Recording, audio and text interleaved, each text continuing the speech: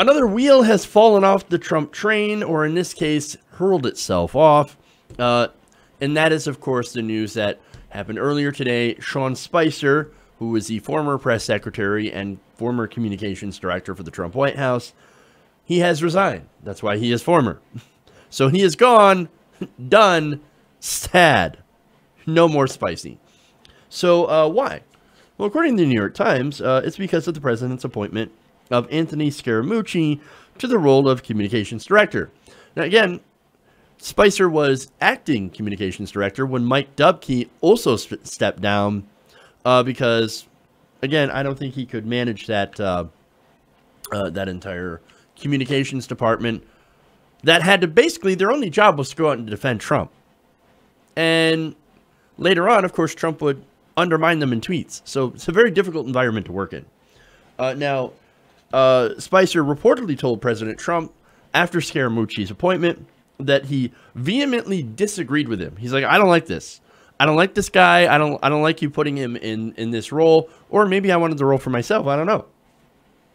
Earlier this morning, by the way, Scaramucci was offered the job. The president requested that Spicer stay on, but Mr. Spicer told Mr. Trump he believed the appointment was a major mistake. And this is according to a person with direct knowledge of the exchange. So, Scaramucci is in, and he was, again, appointed this morning. What do we know about Scaramucci? Apparently, he is a wealthy financier who was the U.S. Import Bank's senior vice president. His family has, surprise, longtime ties with the Trump family. And he is considered to be very loyal to the Trumps.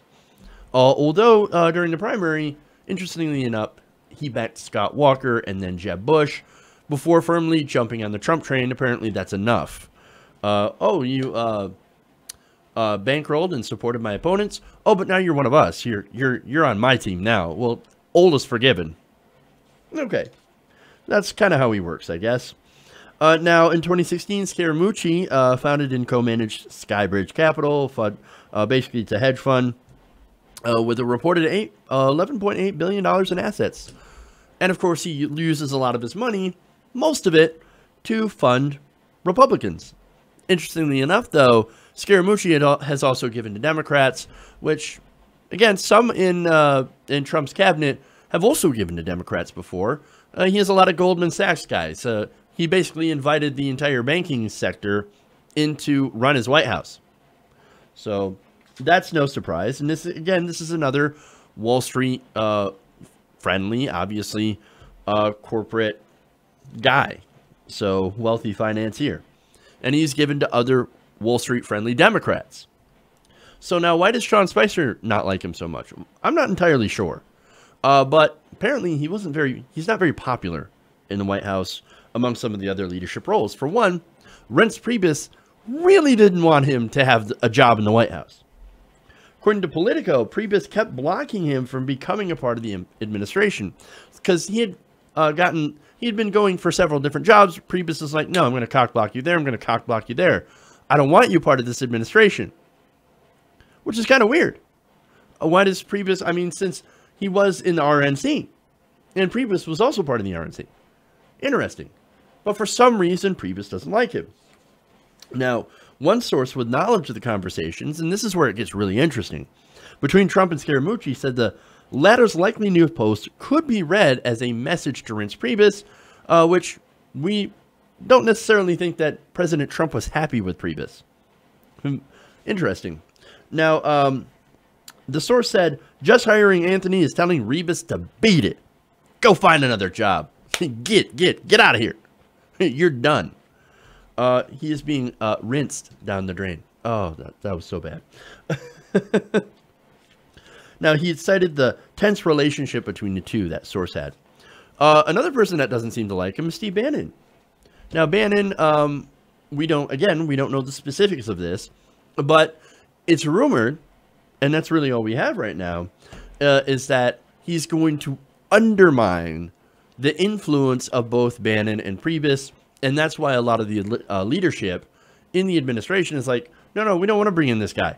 He's going to undermine us, because now this guy has the ear of the president, and that takes it away from us.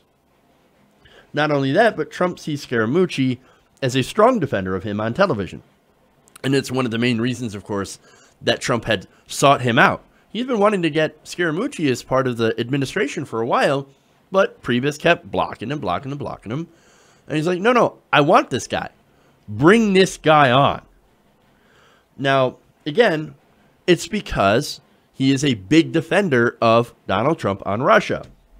And Trump apparently wants him to be focused on the surrogate strategy as a communications director. So he's going to be directing surrogates to go out there and defend him on Russia. Now, also, Trump has been enamored with Scaramucci since he managed to get a retraction from CNN on a story published in late June about alleged Russian connections. Now, this is according to a senior administration official and one outside advisor.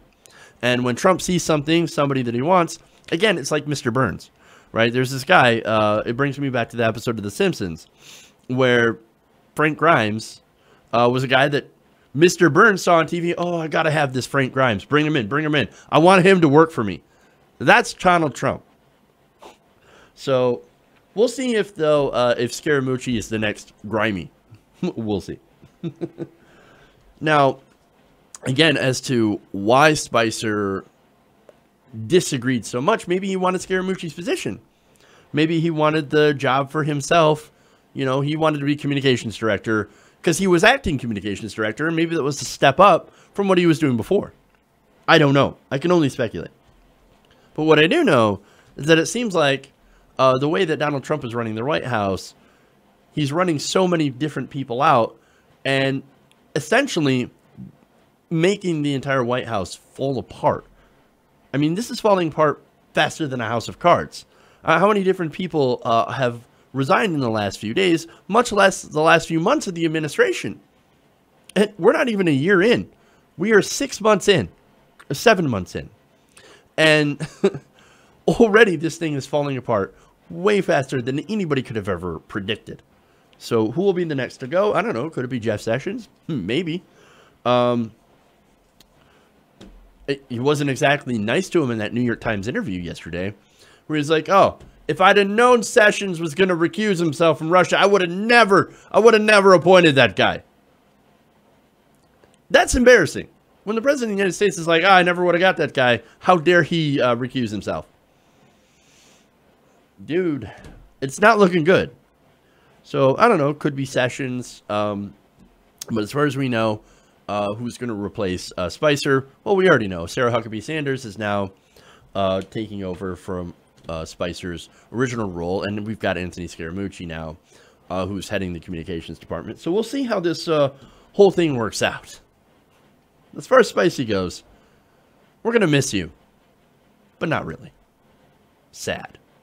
Hey everybody, thanks for watching this video. If you want to see more like this, please hit the subscribe button below.